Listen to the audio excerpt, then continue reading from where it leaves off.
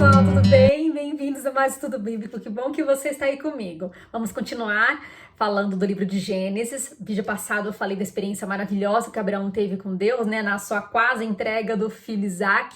E agora, continuando a falar sobre a sua descendência.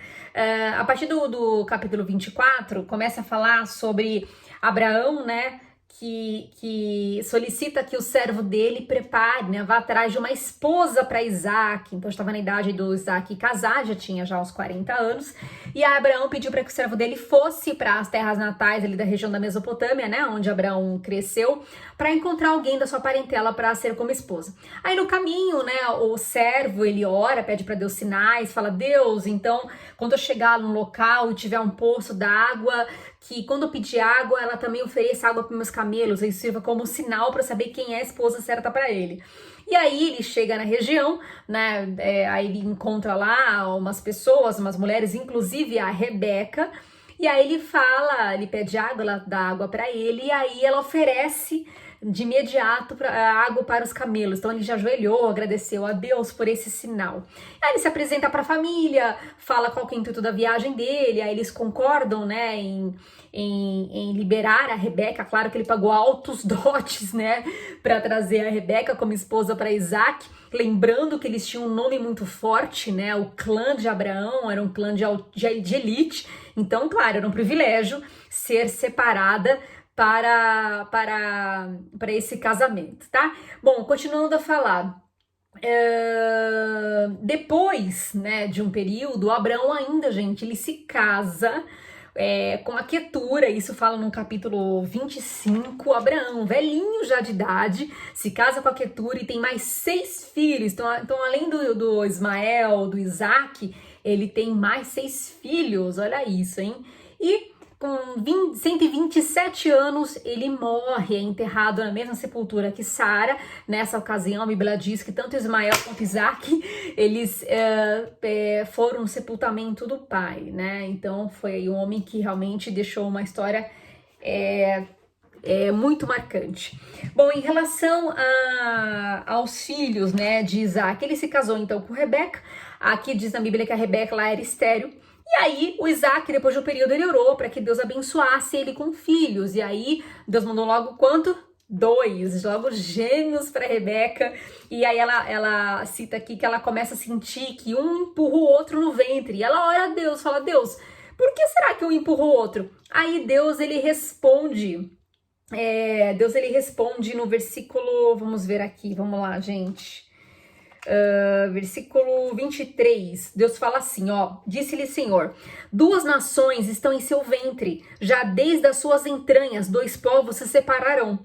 Um deles será mais forte que o outro, mas o mais velho servirá o mais novo. Então Deus já mostrou o perfil que seria, já dando a letra, que de fato o mais velho, ele ia servir o mais novo, que não é uma ordem natural das coisas, né?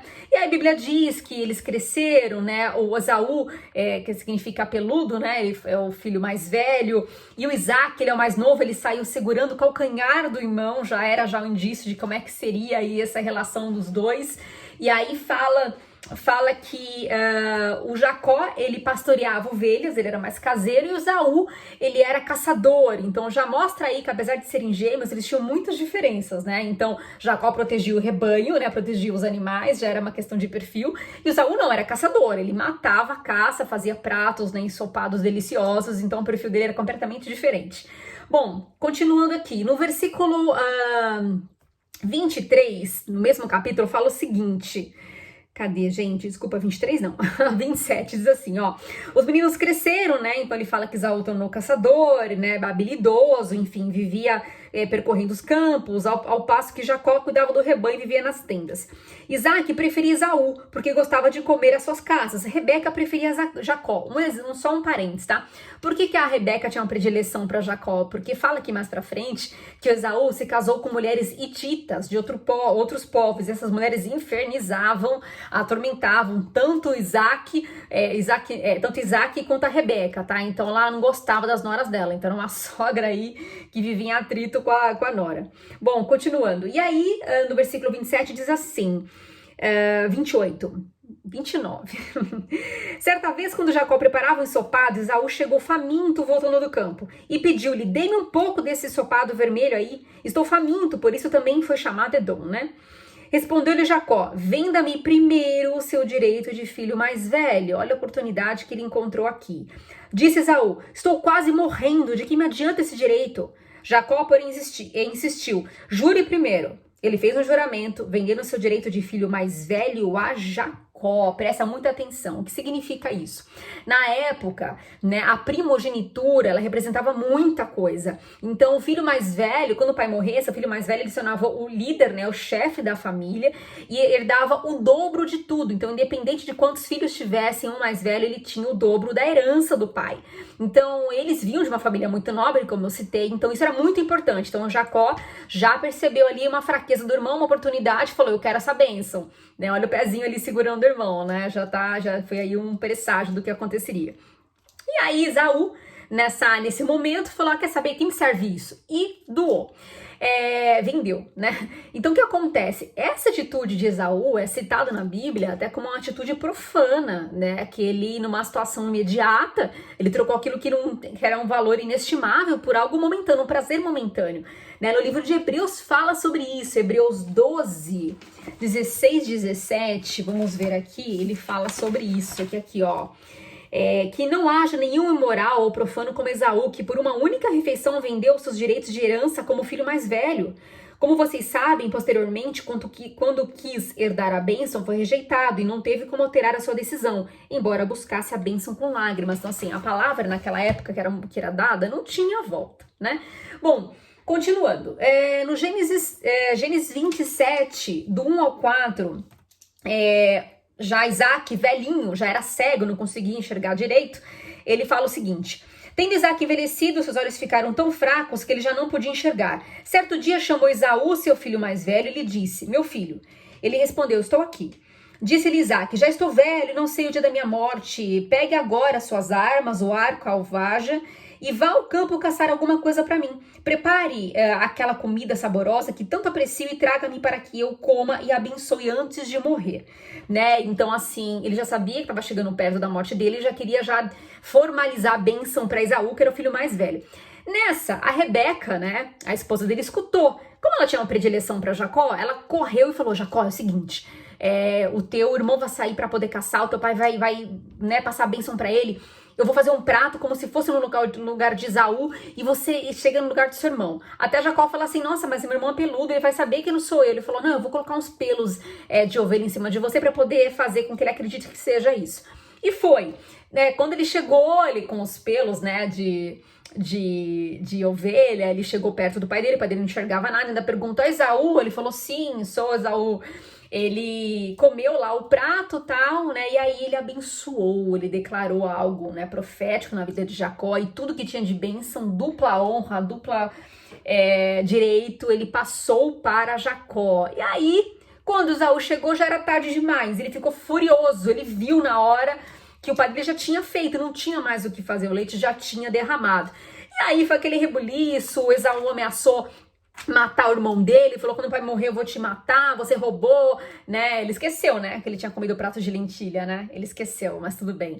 E aí aconteceu que a mãe dele, né, a mãe de Jacó, falou: olha, foge daqui, vai para outras terras porque teu irmão vai te matar. E aí nunca mais, né, ele viu a mãe dele. E aí ele foi, né, sentido as terras do irmão da mãe dele, o tio Labão, na região de Arã. E nesse meio caminho, ele tem uma experiência, primeiro uma experiência que ele teve com Deus, Jacó teve com Deus. Lembrando que Jacó ele era escolhido, né, ele era especial. Então Deus viu isso nele, essa vontade dele de querer, né, conquistar, de fazer, de vencer. Então isso já vinha de dentro do Jacó. Vamos ver aqui, continuando aqui na minha colinha. Então, Gênesis 28, do 10 ao 16, eu vou ler. Diz o seguinte: Jacó partiu de Berseba e foi para Arã. Chegando a determinado lugar, parou para pernoitar, porque o sol já havia se posto. Tomando uma das pedras dali, usou como travesseiro e deitou-se. E teve um sonho, no qual viu uma escada apoiada na terra, e o seu topo alcançava os céus, e os anjos de Deus subiam e desciam por ela. Ao lado dele estava o Senhor e lhe disse: Eu sou o Senhor, o Deus de seu pai Abraão, o Deus de Isaque. Darei a você e seus descendentes a terra na qual você está deitado. Seus descendentes serão como o pó da terra e se espalharão para o oeste, para o leste, para o norte e para o sul.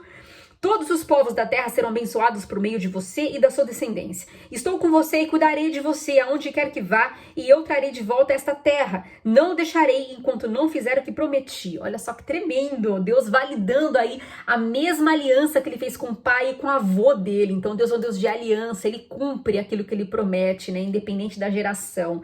E aí ele responde, né? Quando Jacó acordou do sono, disse: Sem dúvida, o Senhor está neste lugar, mas eu não sabia. Teve medo e disse: Temível é este lugar, não é outro senão a casa de Deus, e esta porta dos céus. Aí ele deu o nome de Betel, até hoje, né? Esse local existe. E para que aponta, né? Essa experiência, essa visão, né? Primeiro que aponta, a primeira coisa, a gente estudou sobre a Torre de Babel, né? Quem não viu, assista. O homem tentou fazer lá um portal para se conectar com Deus, foi tudo muito bagunçado.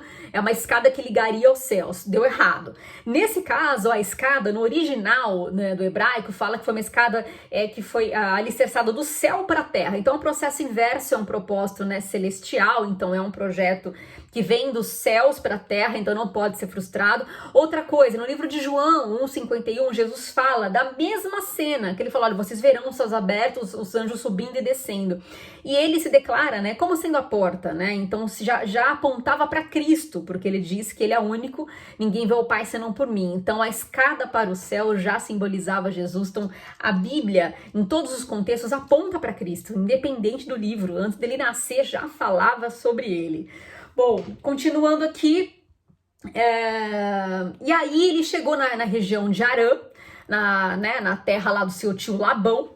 Então, assim, interessante que Deus já falou que era com ele, porque Deus sabia que ele ia passar por umas boas, né? Ele era espertão, Jacó, né? Tanto é que o nome Jacó significa enganador ou trapaceiro. Então, só que ele não sabia que estava por vir. Chegando lá na terra do tio dele, ele chegou de mãos vazias, porque ele saiu fugido da terra dele. Ele já chegou, já avistou, ele viu lá a Raquel, né, uma das primas dele, filho do tio dele, ele viu lá, ele já se interessou, a Bíblia diz que ela era atraente, ele ficou assim amado nela. Aí ele chegou para trabalhar pro tio dele, e aí logo depois de um mês ele falou: olha, eu gostaria de tomar uma mão da sua filha, né, gostei da Raquel.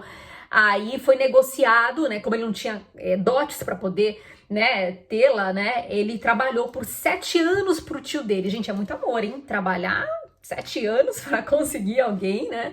E aí, no dia da núpcias, que ele foi lá se deitar, que ele abriu o véuzinho, porque na época usava véu, quem que era? A irmã dela mais velha, a Lia. Então, o tio, né, dele, o Labão, foi mais esperto do que ele. Por que esperto? Chegou falando assim: olha, aqui no costume da minha casa eu tenho que casar primeiro as mais velhas. Então ele não cumpriu com a palavra dele. Mas por quê? Porque ele queria segurar o Jacó lá, porque o Jacó já era um pastor experiente. Então o Jacó, ele prosperava os rebanhos de Labão. Quanto mais rebanho, mais rico ele ficava. Então ele queria Jacó pra perto dele. E aí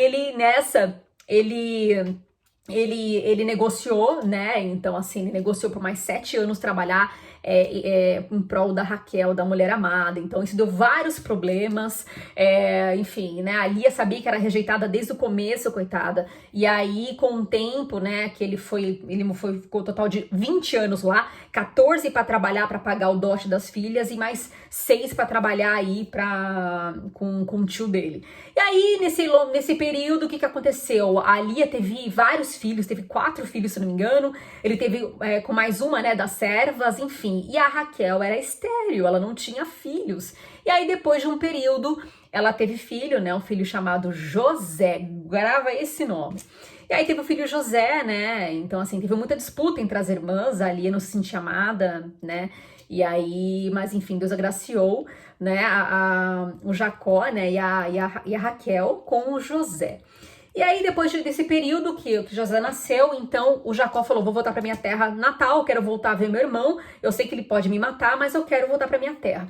Aí ele voltou pro caminho, né, pro caminho da terra dele. No percurso teve uma segunda experiência com Deus. Vamos lá, rapidamente, sei que já tá extenso, mas vamos lá, deixa eu ver aqui, Gênesis Vamos lá, 32, tá? Eu vou ler aqui pra vocês. Olha quantos capítulos que eu já passei que eu nem vi. 32, o 24 ao 30, diz assim: E Jacó ficou sozinho, então veio um homem que se pôs a lutar com ele e até amanhecer. Esse homem é um anjo, tá, gente? Quando o homem viu que não podia dominar Jacó, tocou-lhe na articulação da coxa de forma que a deslocou enquanto lutavam. Então o homem lhe disse: Deixe-me ir, pois o dia já desponta. Mas Jacó lhe respondeu: Não te deixarei ir, a não ser que me abençoes. Jacó era um cara obstinado, né? O homem lhe perguntou: Qual o seu nome? Jacó, respondeu ele. Então disse o homem: Seu nome não será mais Jacó, mas sim Israel, porque você lutou com Deus, com homens e venceu. E aí foi, né? Então, prosseguiu Jacó: Peço-te que diga o teu nome. Mas ele respondeu: Por que me pergunta o meu nome? E ali o abençoou. Então o anjo não falou qual é o nome dele. Aí no versículo 30 fala: Jacó chamou aquele lugar de Peniel, pois disse: Via Deus face a face, todavia minha vida foi poupada. Então ele lutou, gente, com o anjo, né? Foi aí mais uma manifestação de teofania, né? Deus se manifestando aí, então ele pôde tocar, lutar com o anjo, teve até a perna coxa machucada, então é uma região que os judeus eles não comem de um animal e a parte da coxa por conta disso. E aí o nome dele foi mudado de Jacó enganador para Israel, casa de Deus. Então Deus já tinha aí mudado e abençoado todo o futuro dele.